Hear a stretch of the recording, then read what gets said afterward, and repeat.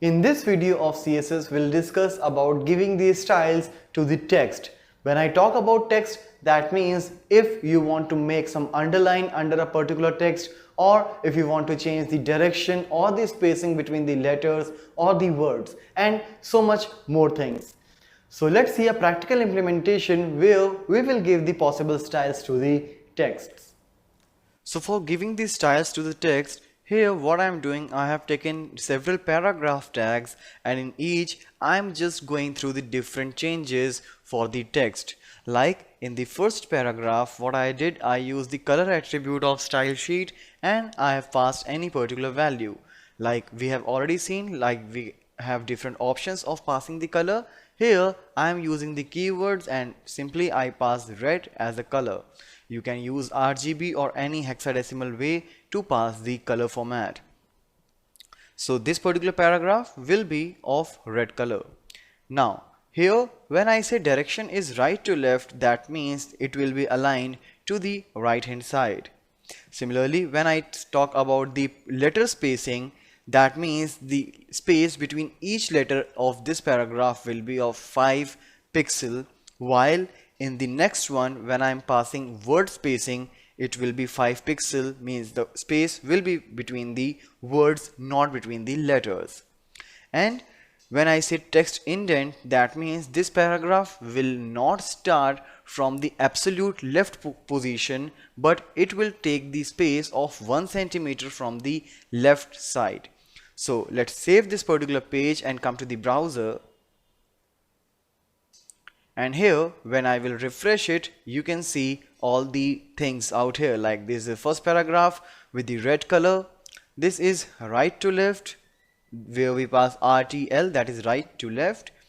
This is a paragraph with 5 pixel letter spacing. So you can see there is a big gap between the letters. While here you can see there is some abnormal space. Like here you can see there is less space between the words, but here it is more because I have passed 5 pixel space. And finally this one is the indent, where I pass 1 centimeter indent from the left side. So as I said, it is having a gap of 1 centimeter from the left corner, and then the paragraph will begin. Alright, so here let's cover some more examples for the text. Like here you can see I have used the different options regarding the text, like text decoration. Alright, so in text decoration I have several things, like I can make it underline, line through, overline and blink. That line through means the line will be passing over the text, and overline means it will be up, means on the upside of the text, while it will show you the blinking text. So everywhere I am using the text decoration attribute with the different possible values. So let's come to the browser now, and here you can see the underline, line through, overline and blinking text. As here you can see blinking is not functioning, so it depends on the different browser whether they support the text blinking or not. So for now maybe this Chrome is not supporting the text blinking. Now let's go for the another attribute for the text, that is the text transform. And here I'm using a simple case, like when I'm writing a paragraph, I'm just using my default way of writing. But using these different values, I can actually make it in the different way, like capitalize, uppercase and lowercase. So let's save it and come to the browser. So here you can see in capitalize what will happen. The first letter of each word will be in the caps, rest will be in the small. But here in the uppercase and lowercase, as the name says, the complete text will be either in the uppercase or in the lowercase. So this is how you can work with the text transform attribute for the text styling.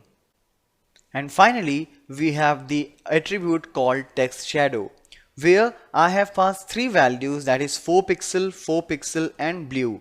That means the shadow will be 4 pixel right, 4 pixel down and will be of blue color. So when I'll save and will come here, you can see there is a blue shadow in the background which is moved away a bit, right? So it is 4 pixel right and 4 pixel down to the actual text. Alright, I can just show you one more example. Like I made it 6 pixel, 4 pixel. So when I'll refresh, you can see it is moved bit more towards the right. Alright, so it's first one is for the right position, second one is for the down position, and third one is the color of the shadow. Right, now if you want to make the shadow a bit blurred, you can pass some more pixel for the shadow. So here I will say it is 8px, that is 8 pixel. So I'll refresh, and here you can see it is giving me more pleasant effect, right? So it is 8 pixel of the shadow. So these are all the things which you can do while working with the text in CSS.